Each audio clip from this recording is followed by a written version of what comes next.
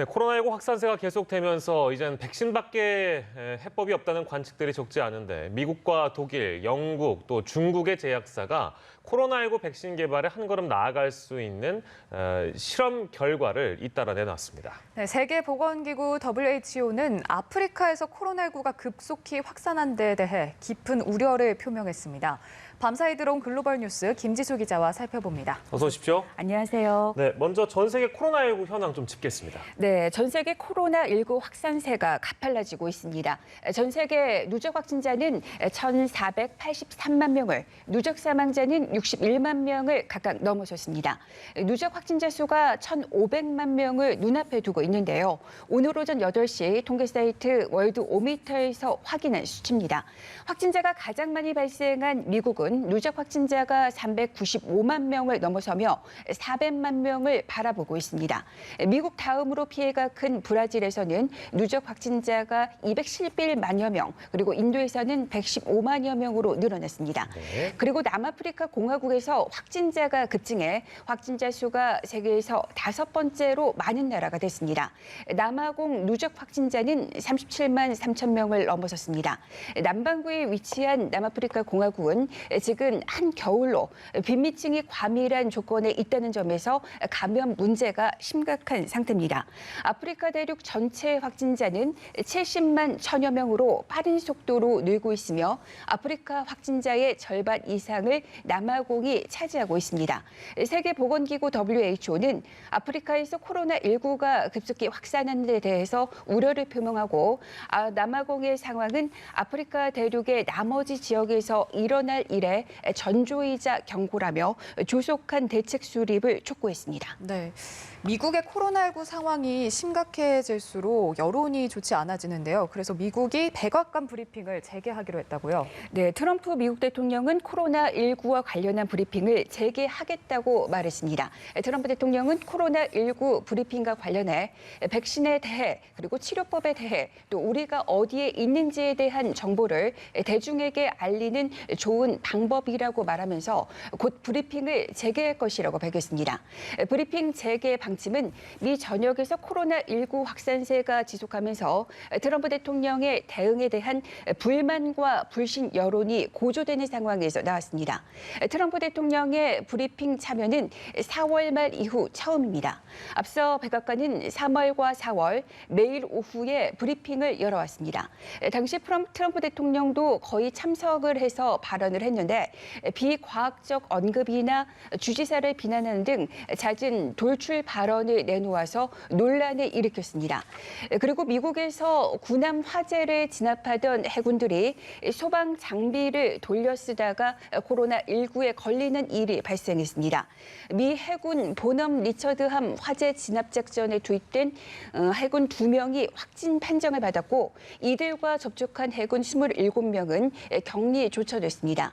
샌디에이고 해군 기지에 정박 중인 이 선박에는 지난 12일 화재가 발생해서 해군 400여 명이 투입됐습니다. 그 화재 현장에 투입된 병사들은 마스크와 장갑 등 소방 장비 대부분이 불에 탔기 때문에 인근 함정에서 빌려와서 돌려쓴 게 감염의 원인으로 추정되고 있습니다. 네, 미국의 코로나 상황 저희가 짚고 있는데요. 미국은 남동부, 남서부가 지금 확진자가 크게 늘고 있는 상황인데 아마 다들 기억하시겠습니다만 사태 초기에 뉴욕시가 진앙지였는데 여기는 이번 주부터 4단계 정상화에 이제 들어간다면서요? 네, 맞습니다. 예고했던 대로 뉴욕시는 이번 주부터 봉쇄에서 벗어나는 최종적인 단계인 정상화 4단계에 들어갔습니다. 이에 따라 뉴욕시 동물원과 식물원이 문을 열었거나 영업을 재개 준비 중인데요. 하지만 레스토랑과 주점 내부에서 실내 식사를 하는 건 계속 금지됩니다. 따라서 반쪽 재개라면서 상인들의 반발이 큰 상황입니다. 특히 뉴욕시에 있는 2만 5천여 곳의 식당과 술집의 반발이 거센데요. 원래 실내 식사는 3단계 정상화 때부터 허용될 예정이었으나 쿠오모 주지사는 조기 정상화를 선택했다가 전보다 코로나19가 더 확산한 다른 주들의 사례를 근거로 들면서 실내 영업을 허용하지 않았습니다. 네. 그리고 미국 의회가 코로나19 대응을 위한 다섯 번째 경기 부양책을 놓고 곧 본격적인 협상에 나설 전망입니다. 미 의회는 4번에 걸쳐 경기 부양과 질병 대응을 위해 모두 2조 8천억 달러, 그러니까 우리 돈으로 3,400조 원의 4개 예산 법안을 초당적으로 처리한 바 있습니다. 그러나 공화당과 민주당은 부양책 규모나 주정부와 지방정부의 지원 방안, 그리고 실업수당 연장 여부 등 정책의 우선순위를 놓고 이견을 보여서 난항이 예상되고 있습니다. 민주당이 주도하는 하원은 5월 경기 부양을 위해 3조 달러, 그러니까 약 3,600조 원에 이르는 추가 예산 법안을 통과시켰습니다. 이는 기존의 4개 지원책을 뛰어넘는 대규모 방안입니다. 그러나 공화당이 장악하고 있는 상원은 이 법안을 상정조차 하지 않았으며 그동안 검토한 자체안을 곧 내놓을 계획입니다. 예. 네, 미국의 상황 알아봤고요. 그리고 또 미국만큼 좀 다뤄봐야 할 곳이 브라질입니다. 확진자가 미국 다음으로 가장 많은데요.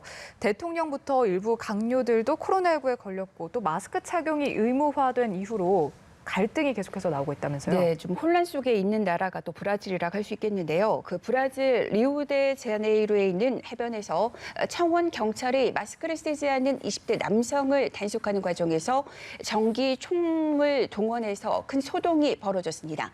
당시 경찰들은 이 남성에게 신분증 제시를 요구했으나 남성이 반발하면서 연행을 거부하자 경찰들은 전기 충격총을 쐈습니다.